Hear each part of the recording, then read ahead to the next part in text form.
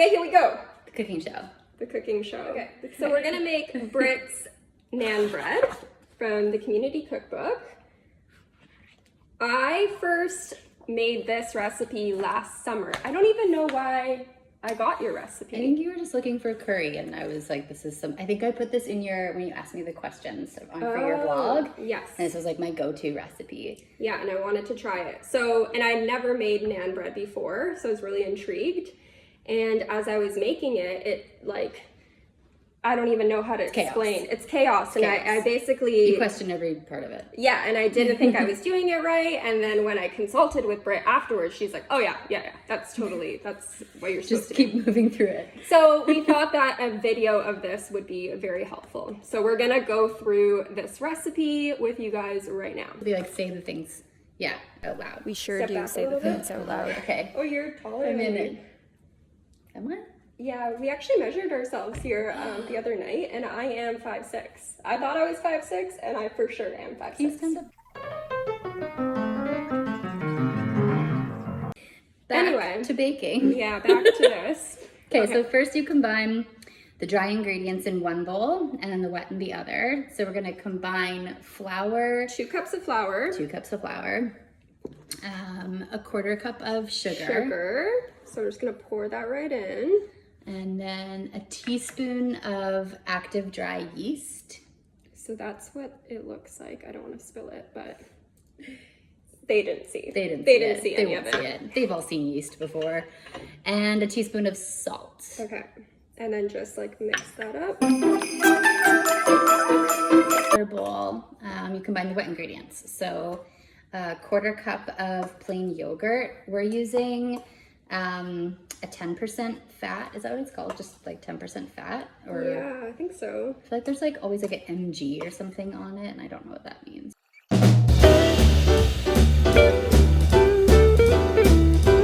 And then the next step, this is where it gets weird because this is where it gets crazy. Yeah, this is where you question everything.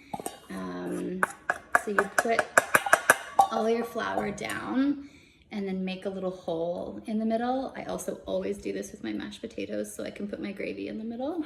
What a hot tip. And you want enough space. Yeah, so Kare's gonna pour it in the middle. Do you go like all at once? I was doing batches. Like I would start and then kind of fold my flour into it because I thought all of it at once was a lot. Yeah, it probably is. Yeah. All at once, yeah. And then it's just like a chase. Oh gosh. Yeah, maybe. Yeah, then it's a chase, but you figure it out. It's real messy, but it comes together in the end. In hindsight, you'll wish that you took your rings off. Yeah, and probably your watch. Maybe the watch.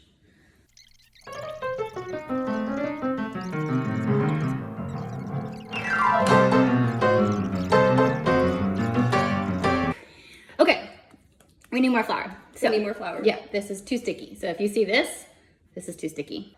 Okay, so maybe just use your hand and just kind of sprinkle it because we don't want to do too much. So I'll just get like a feel.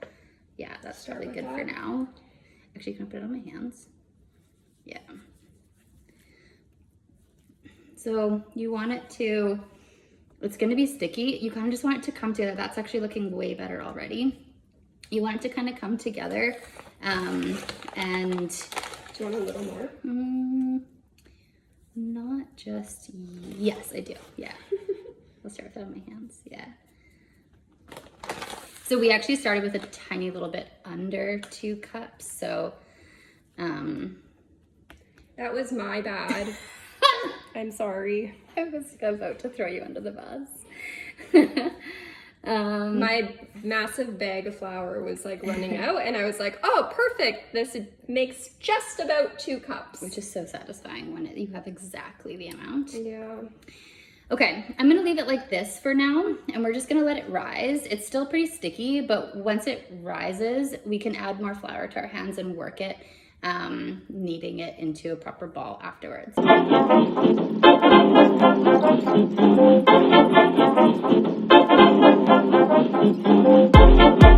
So we're gonna let it rise and we'll come back in an hour.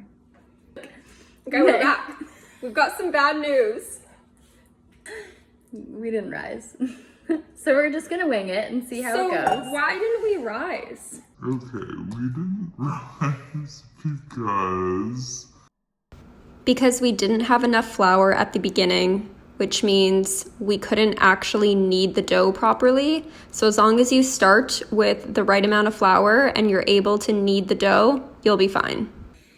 So what we're gonna do is we floured the counter and then we just put it out. So it was pretty sticky before, and then we floured it. And so now it's laced in this way that can handle it. So we just kind of knead it a little bit. Okay, so the cookbook says to create it in this dough, put it kind of out into like a rectangle, and then cut it into like about 8 equal pieces or so. We're probably not gonna have like 8 pieces of naan right now. So if you want to grab a knife, you can just cut it in half. You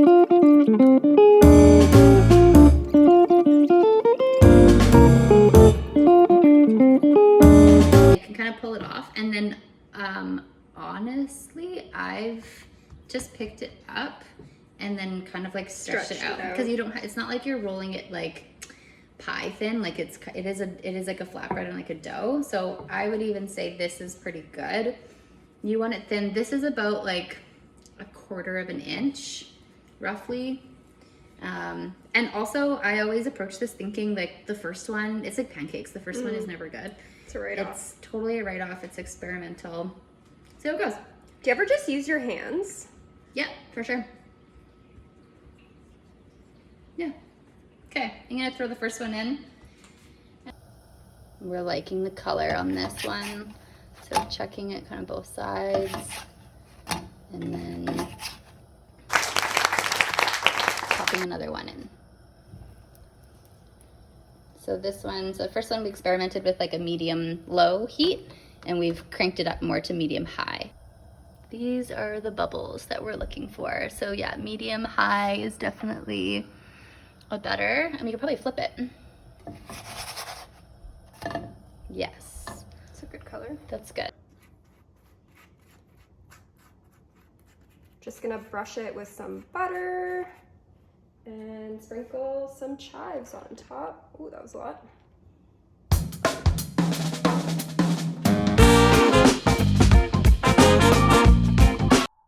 Well done. That's really good.